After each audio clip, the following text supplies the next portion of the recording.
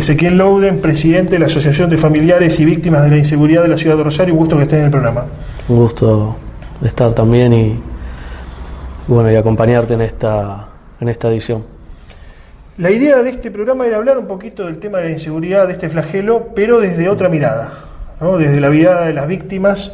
Vos en tu caso sufriste un hecho de inseguridad, por suerte pudiste salvar tu vida, digo, algo que no es poco, pero desde allí eso funcionó como disparador para de alguna manera adentrarte en la lucha por los derechos de los familiares y víctimas de la inseguridad.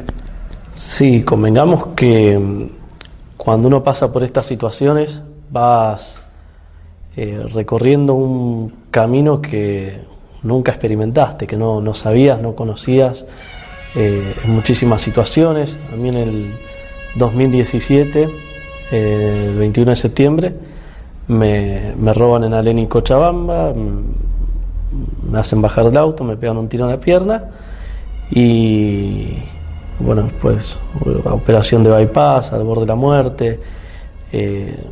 Vas viendo cómo funciona el Estado, las ausencias de la justicia, las ausencias en atención y contención de víctimas, en derechos que nos corresponden, que otros sectores también tienen, pero que generalmente cuando estás caratulado como inseguridad, familiar o víctima de inseguridad, hay ciertas cosas que no accedes tan fácilmente, como ser a la justicia, a tener un psicólogo, a tener un acompañamiento, una contención en lo social, en la reinserción, porque muchos familiares cuando atraviesan por este proceso tienen que volver a vivir, básicamente. Claro. Ahora, ¿esto por qué ocurre, Ezequiel? ¿Hay una suerte de preconcepto hacia la gente que ha vivido la inseguridad o no? Primero tener un preconcepto, hay como, digamos, te caratulan como que sos facho, como que fascista, de derecho. Llevas el odio, como que querés. No, nosotros siempre hablamos de que no tenemos odio, sino que pedimos justicia, no pedimos venganza, que transformamos todo este dolor para justamente lo que a nosotros nos pasó, evitar que a los demás le pase.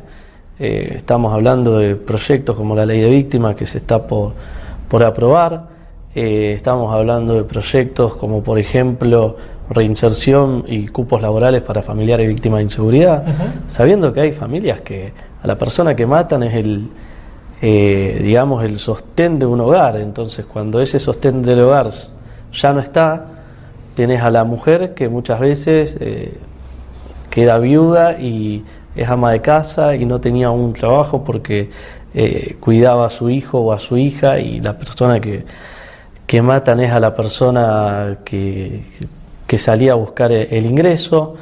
Siempre decimos y aclaramos, acá en Santa Fe se logró hacer como en la provincia de Buenos Aires, que se creó un observatorio de víctimas. En este caso, le toca la conducción a Cachi Martínez. ¿Cuál es la función de ese observatorio, en la práctica? En la práctica tiene que tener reuniones constantemente con familiares y víctimas. En este caso, lo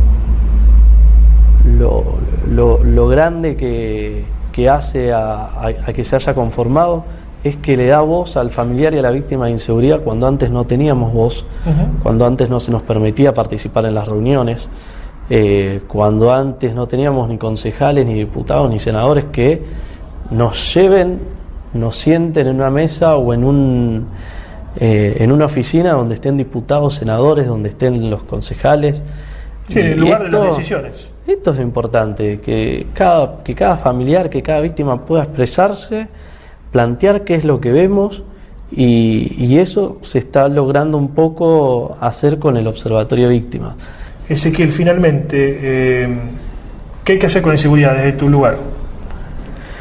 Desde nuestro lugar con la inseguridad hay que empezar a darle participación no solamente a los familiares y a las víctimas, que son los que los padecen en primera persona, sino también al sector privado, y hay que empezar a generar un acuerdo con todos los sectores de acá como mínimo a 10 años, donde todos los sectores acuerden una misma política. Un plan de seguridad, digamos. Sí, no sé si tanto plan, pero sino una política pública comprometida que pase el gobierno que pase, se tenga que considerar, dándole la participación a todos, haciendo un blanqueo del presupuesto.